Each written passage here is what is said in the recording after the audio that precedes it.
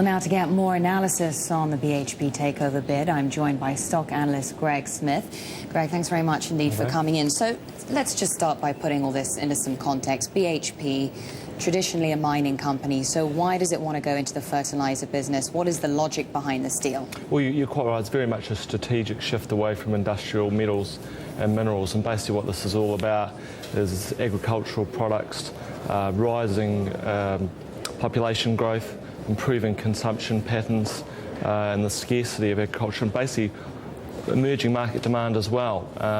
Looking to what we're going to do to meet the suppliers, boost yields of those agricultural products.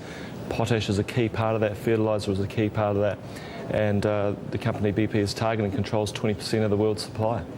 But we're hearing there in Adam Johnson's report many analysts saying that perhaps BHP should focus on its Jansen business, for example. In the future, you know, it will produce this commodity itself, and it will be more efficient for the business as well. Well, I guess the issue is it wants something more immediate. The investment it has now will take some time to come on stream. These types of mines take up to 7 or 8 years lead time.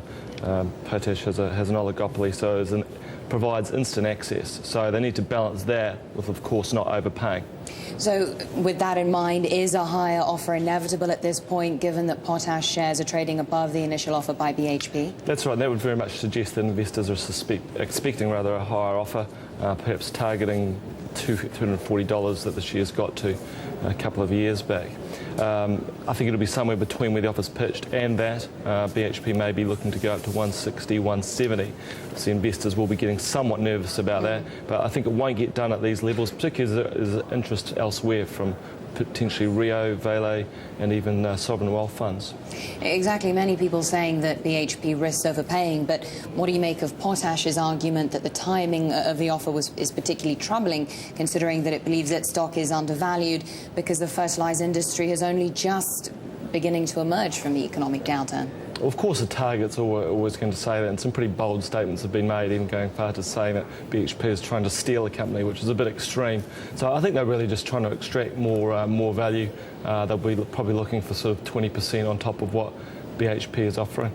And how do you see this deal in terms of setting the tone for the year, in terms of M&A activity? Is it going to trigger more deals? Well, M&A activity is very much back on the agenda. It's looking like it's going to be a record year if we keep up this pace, and if the BHP deal goes through. Really a signal that we're somewhere near to the end of this crisis that we've been through, and also that industry insiders are a lot more confident about the outlook going forward.